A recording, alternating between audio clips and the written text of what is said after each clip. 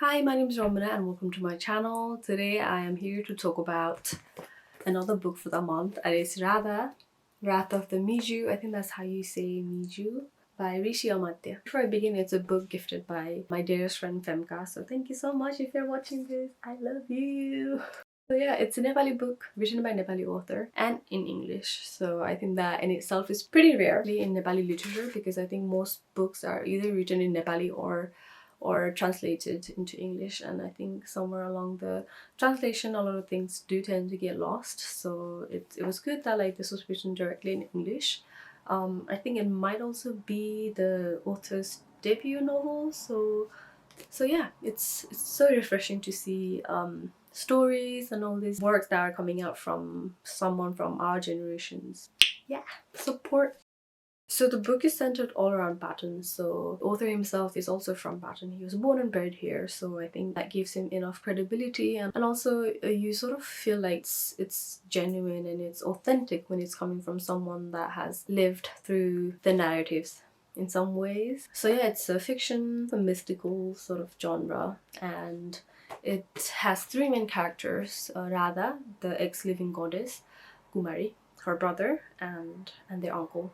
So they sort of go into this adventure as they navigate their way through this chaos that enters their lives after this earthquake. And this earthquake sort of brings this huge conflict and imbalance between the earth and the life below. So there are creatures, monsters, and all these mythological beings that are just emerging out from the underground world, and that poses as a threat to mankind, to humanity. So these three protagonists are on their way to bring peace to the world. The story also touches on the concept of mirrored realities. Now that I think about it, I think it's actually quite difficult to imagine the scenes of Patan or of Nepal in general, and then mixing that up with the concept of mirrored realities, parallel universes, that kind of fantasy-based genre. So I think I would love to see this in motion as well. So I think if someone were to,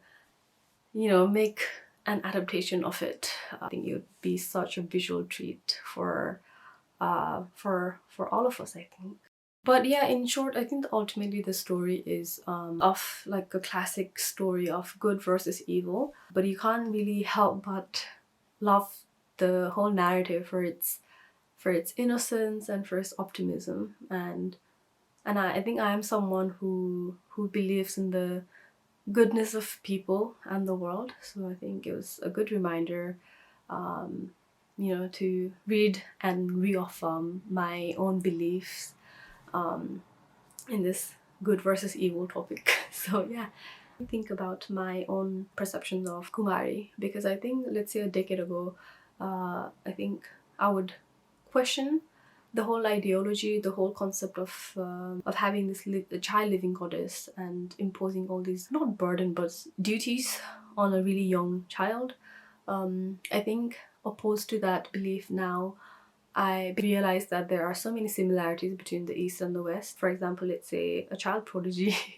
um, Even though their duties would obviously be different than of Kumari, carries the same principles, same requirements of, having this self-discipline, being bounded by all these obligations and duties, and almost having this instilled sense of purpose by the community or by your family. When it comes to the East, I think it's so easy for us to judge and question anything that seems foreign, that do not really fit into the narrative of this modern society or the modern world. But when we look closer, the way we lead our lives aren't so different.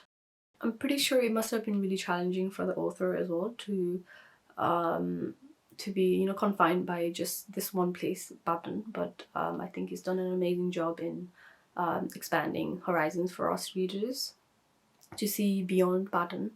So yeah, a really enjoyable book, and I hope to see many writers, authors coming out from our generation, writing and sharing all these stories that serve as a sense of belonging in a way. I think that's everything I wanted to say about the book. But yeah, I think when it comes to books, at this point I don't I think I've got enough books around me to just pick up and read, so I'm not really confined by certain genre. I just want to mix it up and also share bits and bobs from my reading log.